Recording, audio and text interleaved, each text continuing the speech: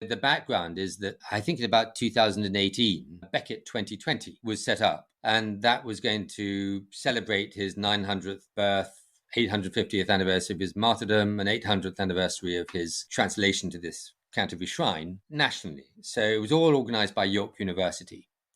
And London thought they should do something particular because Becket was born in London, and he styled himself throughout his career Thomas of London. And after his martyrdom, he was adopted as the patron saint.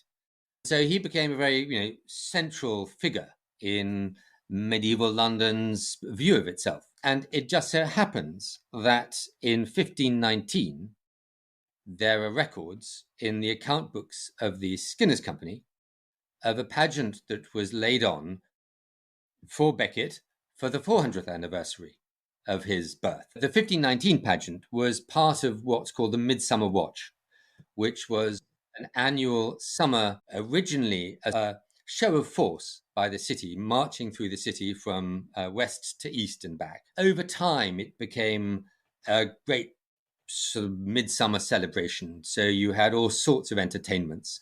And you also had pageants, which we think in those days were largely floats with tableau vivant scenes, which weren't necessarily scripted, but they were scenes that were acted. And so in the case of the 1519 pageant, what you have is a bill for someone who played the jailer of Gilbert Becket, who was Thomas's father, someone who played the Sultan, and then various other people. And then you go back to the myth of Becket. A lot of it was around Becket's ancestry. So Becket's father was Gilbert Becket, was a London merchant. He became sheriff, and he had a house just opposite Tesco on Cheapside, and that's where Becket was born in 1120. And Becket's father had supposedly been on crusade.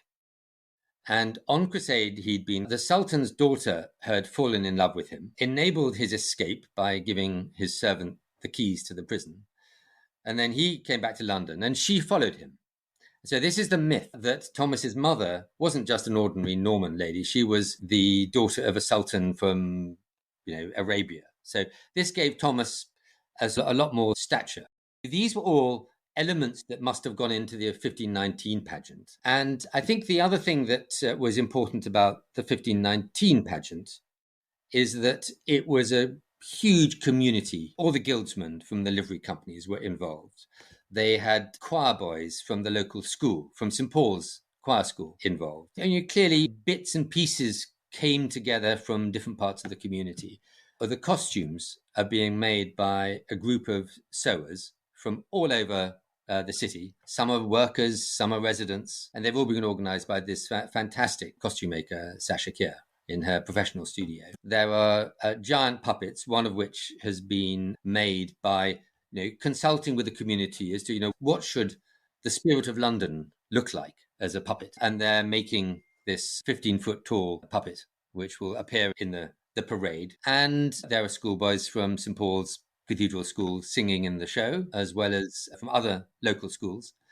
And there are, as well as a corps of professional actors, there are about 30 actors from the community, some of whom have hardly acted before. And they've all been brought together. This has been an extraordinary effort to try and bring all this together. And it's going to be something pretty unique. I don't think there's been anything like it in the city for 500 years. There was this great tradition of open-air entertainment in the city going back to pre-Reformation days. And interestingly, Henry VIII at the Reformation, he saw this sort of vibrant tradition. It was a Catholic tradition, of course, because it was around the London saints and so forth. So he shut it down. And obviously, the cult of Becket was virtually erased. Literally, you find manuscripts with his name scribbled out. So they were quite ruthless in really erasing Becket's London history. St. Thomas's Hospital was named after St. Thomas, and they switched it to Thomas the Apostle, because after the Reformation, Becket wasn't the flavour of the month. That tradition of open-air celebration, you still have it with the Lord Mayor's show, but it's very specific, and it's also in the middle of winter, which makes it a bit of a challenge. It can be quite cold watching it. We do have people who work in the city, and we do have people who live in the city, and lots of people contributing in all sorts of ways. The story of Becket would have been well known to an audience in 1519. it's not so well known to a modern audience. So there's a lot of good history in there. It's very much a family show. There's a bloody murder at the heart of it. But You it's surprise me, James. but there's a lot of fun in it. There's some great songs, which we hope people are going to walk away humming and singing this. They're building a 600-seat amphitheatre in Guildhall Yard, incidentally, right over the Roman amphitheatre. So there's a nice link there. Over probably the first formal entertainment space in the country. There's a 600-seat theatre that they're building for the 2 days for the performance. But around that, because of Becket's links to the city trades, who we think his father was a merchant, Becket himself was quite key in the early guild movement. His signature is on the first of all the guild charters, which was the Weavers' Charter in 1260, I think, possibly 1263. It's got Becket's name on it, and this is the first charter of the first guild that we know of, which is really exciting. So to reflect that, there's going to be a craft fair, which will be free entry. 18 livery companies are going to be showcasing various of their crafts, some ancient, some modern. And of course, the livery companies they've come a long way since the Middle Ages. And some of them still do what they did before. The cutlers will be there, still doing cutling, and the masons. But of course, some of the others have moved on. So the horners, who used to make horn cups, are now very focused on plastics. The fan makers, they now work with jet engines. The livery companies are very proud of their heritage, but they've also moved on. So there's going to be a craft fair around the show. So, you can wander into that at any time and learn a little bit about the specific history of the livery companies of London as well. So, it's nice to have that educational aspect to it. And another piece of that is that the livery movement was central to the growth of apprenticeships.